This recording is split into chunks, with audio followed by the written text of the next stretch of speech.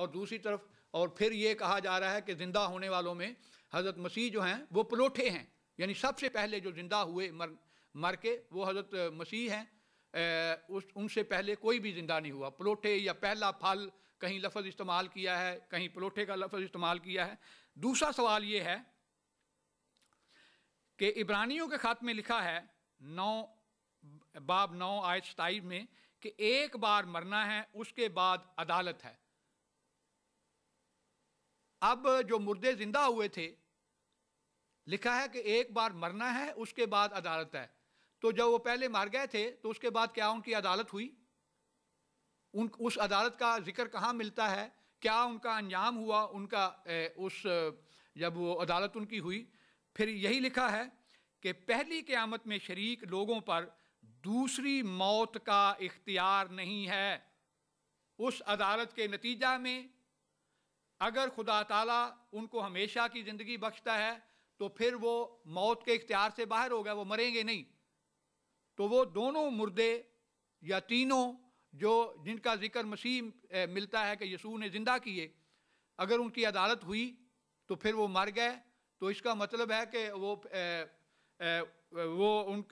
یہاں تو تضاد ملتا ہے۔ مکاشفہ باب 20 آیت 6 میں لکھا ہے، اسی طرح باب 2 اور آیت 11 میں لکھا ہے کہ ان پر دوسری موت نہیں آ سکتی۔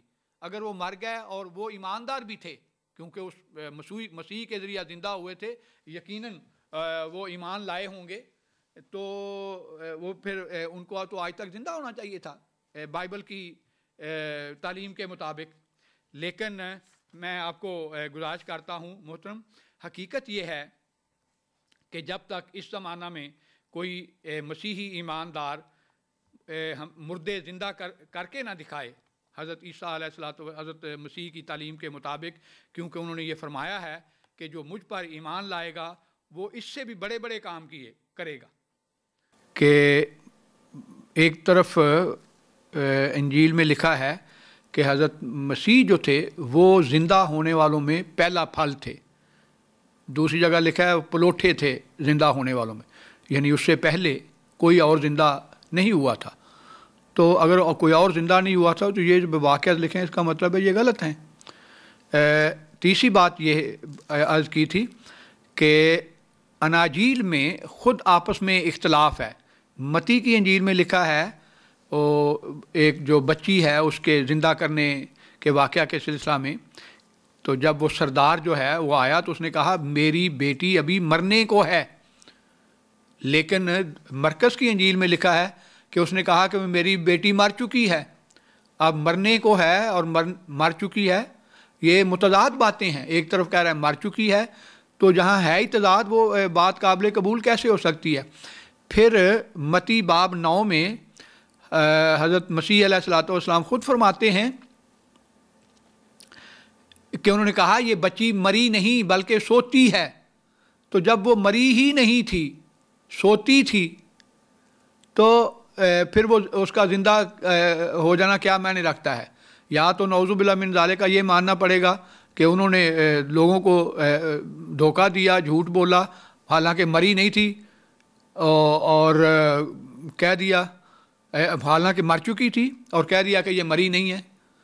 حقیقت یہ ہے کہ یہ باتیں جو ہیں یہ ساری قصے کہانیاں ہیں۔ اگر ان میں کوئی حقیقت ہے تو پھر مسیحی حضرات کو، جیسا کہ حضرت یسوع علیہ السلام نے، حضرت مسیح علیہ السلام نے خود فرمایا ہے کہ مجھ پر جو ایمان لانے والے ہیں وہ مجھ سے بھی بڑے بڑے کام دکھائیں گے، تو ان کو چاہیے کہ آج کے زمانہ میں کوئی نہ کوئی تو ایسا ہوگا جو کامل ایماندار ہے مسیحی حضرات میں، وہ مردہ اگر زندہ کو کر کے دکھا دے، یا پانی پر چل کے دکھا دے، یا ہوا کو کہہ دے کہ رک جا ہوا، تو ہم مان لیں گے۔ مجھے اسی ضمن میں یہ ایک بات یاد آئی، ابھی میں کل ہی پڑھ رہا تھا ایک واقعہ۔ حضرت مرزا صاحب کے ایک شاگرد ہوئے ہیں جن کو ہم صحابی کہتے ہیں، حضرت مفتی محمد صادق صاحب۔ انہوں نے لکھا ہے اپنا ایک واقعہ کہ جب وہ امریکہ جا رہے تھے تبلیغ کے سلسلہ میں، تو بحری جہاز پہ سوار تھے، تو وہ کہتے ہیں سخت طوفان آ گیا تو میں نے دعا کی اللہ تعالیٰ سے کہ اے خدا تیرے مسیح کا ایک نمائندہ جو ہے وہ تیرے دین کو پھیلانے کے لیے جا رہا ہے، اور اسی رنگ میں نے مخاطب کیا سمندر کو کہ دیکھ تیرے مسیح کا ایک غلام جو ہے اس جہاز پر سوار ہے اور تو کیا کر رہا ہے؟ اور میں نے ایک جلالی رنگ میں کہا کہ تھم جا، جو وہ ایک آیا ہوا تھا طوفان سا سمندر میں، تو اسی وقت جو ہے وہ طوفان جو ہے تھم گیا۔ تو مرزا صاحب جنہوں نے اس زمانہ میں مسیح ہونے کا دعویٰ کیا ہے، وہ تو اس زمانہ میں بھی ایماندار ہونے کا ثبوت دے رہے ہیں، اور یہ واقعہ اگر آپ اس قسم کے واقعات کو تسلیم نہیں کرتے تو ہمیں بھی حق حاصل ہے کہ جو آپ کی کتابوں میں ایسے واقعات لکھے ہیں ان کو بغیر ثبوت کے نہ مانیں۔ حالانکہ موجودہ زمانہ میں مرزا صاحب کے جو شاگرد ہیں وہ اس طرح کے اللہ تعالیٰ کے فضل و کرم سے، خدا تعالیٰ کی برکت اور رحمت سے اس طرح کے معجزات دکھا رہے ہیں۔ تو باقی بات یہ ہے کہ ہم ان معجزات کو تبھی مانیں گے جب اس زمانہ میں کوئی ایماندار عیسائی جو ہیں وہ ہمیں پانی پر چل کر دکھائیں، ہوا کو ایسے روک کے دکھائیں، یا کوئی مردہ زندہ کر کے دکھائیں، تو پھر ہم تسلیم کر لیں گے کہ حضرت مسیح نے بھی مردے زندہ کیے ہیں۔ حقیقت یہ ہے کہ پیش گوئیاں پہلی کتابوں میں پائی جاتی تھیں کہ وہ مردوں کو زندہ کریں گے، تو ان سے مراد یہ تھا کہ روحانی مردے زندہ کریں گے، جیسا کہ خود متی باب 8 باب 22 میں لکھا ہے کہ ایک شخص جو ہے حضرت یسوع پر ایمان لایا، اور انہوں نے کہا کہ میرے پیچھے ہو لے، تو انہوں نے کہا کہ میرا باپ جو ہے وہ فوت ہو گیا ہے، میں اس کو دفنا کے تو پھر آتا ہوں۔ تو انہوں نے کہا کہ مردوں کو مردے دفن کرنے دو۔ اب دیکھیں مردے جو ہیں جو مر چکے ہیں وہ تو مردے نہیں دفن کر سکتے، تو یہاں مردوں سے مراد وہ لوگ ہیں جو روحانی طور پر مردے ہیں، اور روحانی زندگی دینے کے لیے ہی انبیاء آیا کرتے ہیں، نہ کہ جسمانی زندگی۔ جسمانی زندگی تو آج کل ڈاکٹر بھی دے رہے ہیں۔ اصل جو کام ہوتا ہے انبیاء کا وہ روحانی زندگی دینا ہوتا ہے، جو انتہائی مشکل کام ہے جسمانی زندگی دینے کی نسبت۔ اسی طرح پولوس نے کئی جگہ ان بات کا ذکر کیا ہے، میں چند حوالے دے دیتا ہوں۔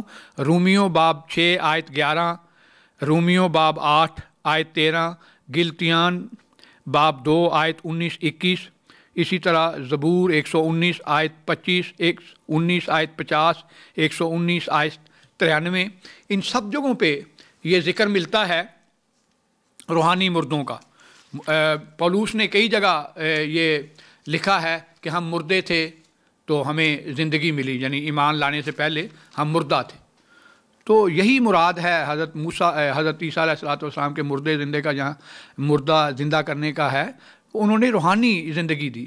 اور اسی طرح جو قرآن میں ذکر ہے وہ بھی روحانی زندگی دینے کا ذکر ہے، ورنہ کسی نے نہیں دیکھا کہ وہ جو چڑیاں تھیں وہ اڑنے بھی لگ پئیں اور آگے ان کی نسلیں بھی چلیں۔ کوئی ایسا نہ قرآن میں ذکر ہے، نہ اس کا کوئی تاریخی طور پر ثبوت ملتا ہے۔ اسی طرح قرآن کریم میں بھی حضرت صلی اللہ علیہ وآلہ وسلم کے متعلق اللہ تعالیٰ فرماتا ہے سورہ انفال میں آیت 8، سورہ انفال یعنی جو سورت نمبر ہے وہ 8 ہے، آیت نمبر 25۔ یہ جماعت احمدیہ کو جو تراجم ہیں ان کے مطابق ہے، کیونکہ جماعت احمدیہ بسم اللہ کو بھی صورتوں کا حصہ گنتی ہے، اس لیے ان کے جماعت احمدیہ کے تراجم میں ایک آیت جو ہے وہ باقی تراجم سے زائد ہوتی ہے، ورنہ وہ ٹیکسٹ میں تو کوئی فرق نہیں ہے، لیکن بعض بسم اللہ کو نہیں گنتے آیات کے ساتھ۔ جماعت احمدیہ جو ہے وہ بسم اللہ کو بھی ہر صورت کا حصہ گنتی ہے۔ تو میں جو حوالے دوں گا وہ جماعت احمدیہ کے تراجم یا ان کے جو نسخہ جات ہیں قرآن کریم کے اس کے مطابق ہیں۔ باب 8 آیت 25، اس میں اللہ تعالیٰ حضرت صلی اللہ علیہ وآلہ وسلم کے متعلق فرماتا ہے کہ جب یہ تمہیں زندہ کرنے کے لیے بلائے تو تم ان کے پاس آیا کرو تاکہ یہ تمہیں زندگی بخشے۔